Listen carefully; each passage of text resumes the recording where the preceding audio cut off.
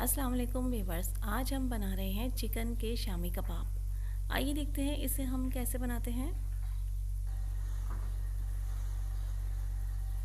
इसके लिए हमने सबसे पहले गोश्त लिया है 1 kg। आप चाहें तो बोनलेस गोश्त ले लें, लेकिन हमने हड्डियों समेत ही गोश्त ले लिया है। और चने की दाल ली है तकरीबन 1 पाव। इसे भी हमने वॉश कर लिया है और गोश्त को भी हमने धो लिया था।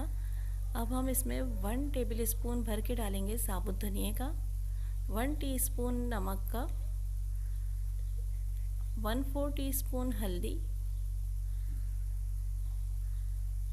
ये साबुत मिर्च है 10-12 अदद, और 1 टीस्पून सफ़ेद ज़ीरे का। अब ये हमारे पास है लहसुन, प्याज और अदरक। इसको हमने इस तरीके से छील के काट लिया है, इसे भी हमने इसमें डाल दिया है। और अब हम इसमें इतना पानी डालेंगे कि तमाम दाल और गोश्त अच्छी तरह से डूब जाए और इसे बॉईल होने तक पकाएंगे। तमाम अज़्ज़ा को अच्छी तरह मिक्स कर लेंगे और अब इसे पकाएंगे और पानी खुश्क होने तक इसे।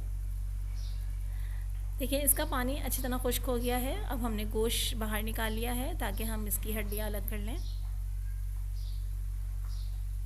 तो ये देखिए इस तरीके से इसको ठंडा कर लेंगे। और अब हम इसको हमने ये अलग कर लिया है। अगर आपके पास बोनलेस गोश्त हो तो आपको ऐसा नहीं करना पड़ेगा। और इसमें अगर कुछ पानी की नमी है तो उसे सुखा लें, खुश्क कर लें। अब इसे किसी चॉपर में पीस लें, या अगर आपके पास सिलबट्टे की सहूलत हो तो सिलबट्टे पे पीस लें। अब ये हमारे पास पुदीना, प्याज और हरी मिर्चें हैं, इसे हम चॉप कर लेंगे। इस तरीके से हमने प्याज और हरी मिर्चों को बारीक चॉप कर लिया है। ये अब हम इसमें डाल देंगे। और ये पुदीना हमारे पास ड्राई था, खुश्क था, इसे हमने वॉश कर लिया है। और ये साबुत गरम मसाले का तकरीबन पौना चमचा हमने इसमें डाला है पिसा हुआ, और 2 अंडे इसमें डाल दिए हैं। अब इस तमाम अज़्ज़ा को अच्छी तरह से मिक्स कर लेंगे और इसके कबाब तैयार कर लेंगे।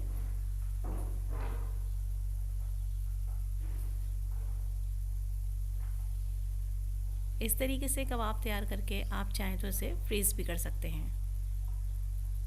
ये कबाब तमाम ही तैयार हो चुके हैं। अब हम इसे फ्राई करेंगे, शैलो फ्राई करेंगे। इसके लिए हम फ्राइंग पैन यूज़ करेंगे जिसमें हम थोड़ा सा ऑयल डालेंगे। अब इसे हम शैलो फ्राई करके तैयार कर लेंगे।